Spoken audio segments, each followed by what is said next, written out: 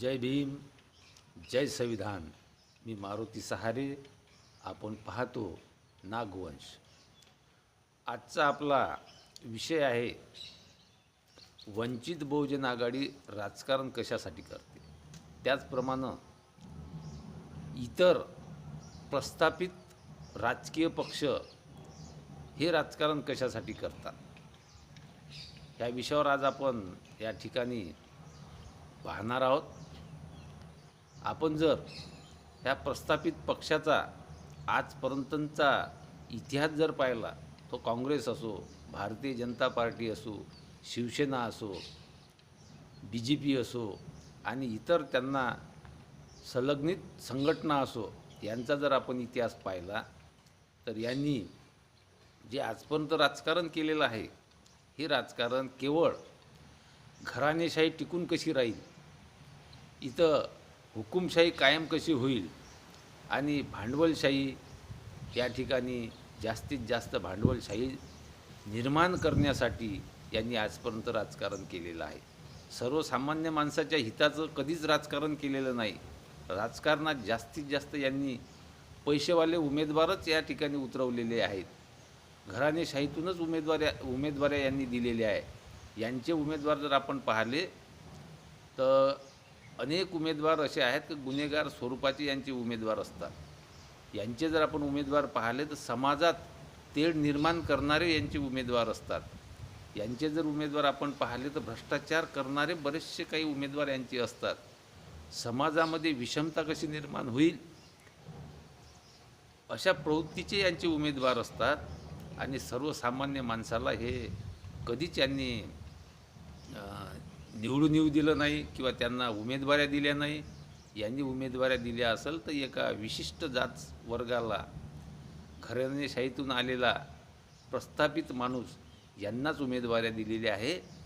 आणि त्यामुळे यांनी आजपर्यंत इतर वर्गाचा कधीच विकास झालेला नाही.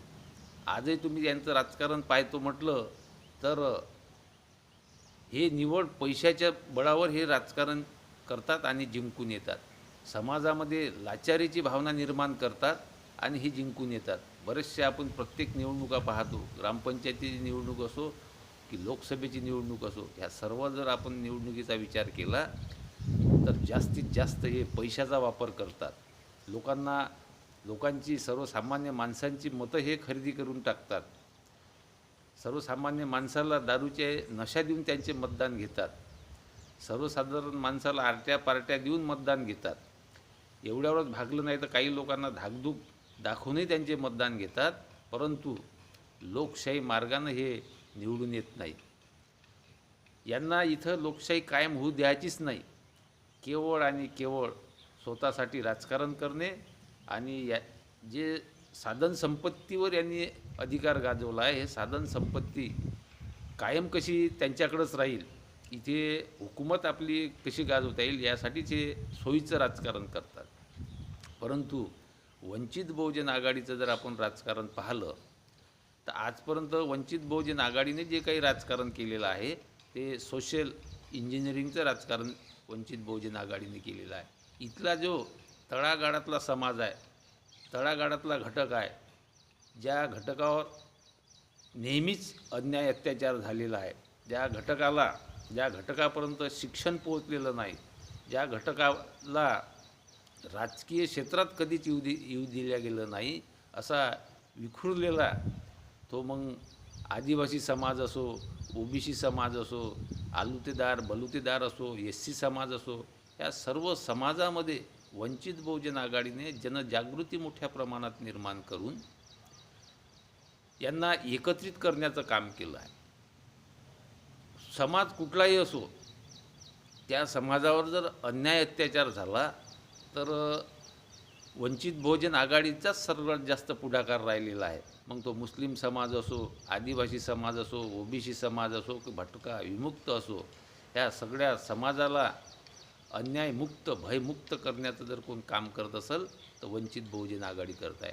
आजही OBC वर्ग असो, ST वर्ग असो, इतर भटका विमुक्त असो की SC वर्ग असो, ह्या सगळं समुदायाची मोठ बांधून राजकारण करण्याचा, ज्या वर्गाला आजपर्यंत कोणीही उमेदवाऱ्या दिल्या नाही अशा वर्गाला उमेदवाऱ्या देऊन त्यांना राजकीय वाटा मिळवून द्यायचा जर कोणी काम करत असेल तर वंचित बहुजन आघाडी करत आहे. त्यामुळे महाराष्ट्राच्या राजकारणामध्ये आदरणीय बाळासाहेब आंबेडकर यांच्याकडं सर्व समुदायातला मोठा घटक एकत्र येऊन राहिलेला आहे.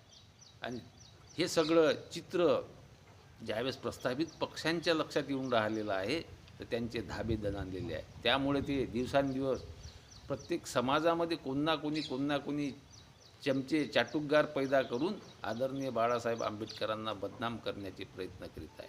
परंतु आता मात्र इथला वंचित समूह जागृत झालेला आहे आणि संपूर्ण वंचित समूह आदरणीय बाळासाहेब आंबेडकर यांच्या पाठीमागं आहे आणि मोठ्या प्रमाणात त्याचा परिणाम विधानसभेत आपल्याला पाहायला मिळणार आहे. यावर आपलं मत काय आहे नक्की कळवा.